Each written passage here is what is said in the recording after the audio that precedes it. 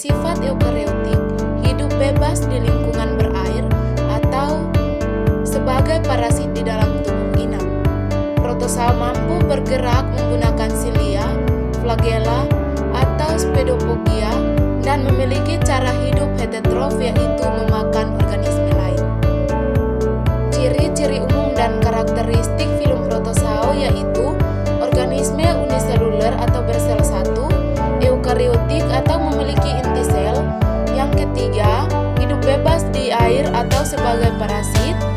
Yang keempat, tidak memiliki dinding sel.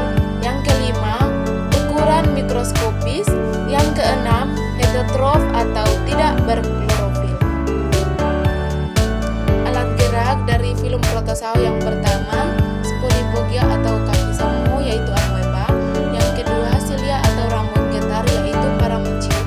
Yang ketiga, flagela atau bulung cambu yaitu trypanosoma. Nah, contoh hewan dan ciri-cirinya yang pertama, amoeba proteus, yaitu bergerak dengan Spodipogia, hidup di air tawar. Nah, yang kedua itu paramecium caudatum, yaitu berbentuk sandal, bergerak dengan silia. Nah, yang ketiga itu trypanosoma, yaitu hidup sebagai parasit menyebabkan penyakit tidur. Nah, pengaruh positif dan negatif terhadap manusia dari filum protozoa ini yaitu yang pertama, pengaruh positif sebagai objek penelitian biologi dan kedokteran. Nah, yang kedua itu beberapa berperan dalam rantai makanan air tawar. Nah, pengaruh negatifnya itu menyebabkan penyakit. Yang pertama itu malaria, yang kedua itu disentri amoeba, yang ketiga itu penyakit tidur. Nah, filum yang kedua yaitu filum Platyhelminthes atau cacing pipi. Nah, filum Platyhelminthes adalah kelompok cacing pipi yang berbadan lunak dan tidak bersegmen, bersifat riboblastik atau berkembang dari 3 lapisan embrionik dan memiliki simetri bilateral.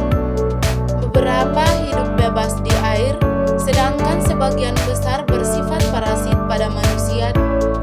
Ciri-ciri umum dan karakteristik dari filum kedua yang pertama, tubuh pipi dosvertal, simetri bilateral, tidak bersegmen, riboblastik, tidak memiliki rongga tubuh sejati, sebagian besar parasit. Sistem reproduksinya yaitu umumnya heterotrofit, dapat bereproduksi seksual dan aseksual.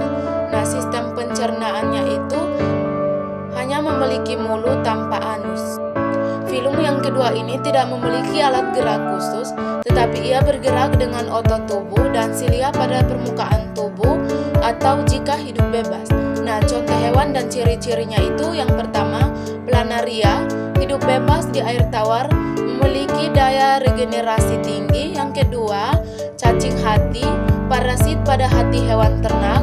Yang ketiga, cacing pita babi, hidup.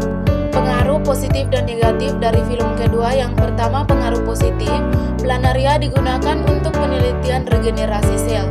Nah, pengaruh negatifnya itu parasit menyebabkan penyakit. Yang pertama itu cacing pita, yaitu gangguan pencernaan.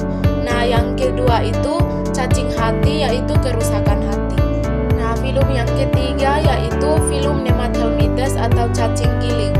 Nah, cacing gilik ini adalah kelompok cacing berbentuk gilik, tubuhnya memanjang, tidak bersegmen, dan dilapisi oleh kutikula. Cacing ini berongga tubuh dan banyak diantaranya hidup sebagai parasit. Baik, ciri umum dan karakteristik dari filum ketiga ini yaitu tubuh gilit atau bulat memanjang. Yang kedua, simetri bilateral. Yang ketiga, tidak bersegmen.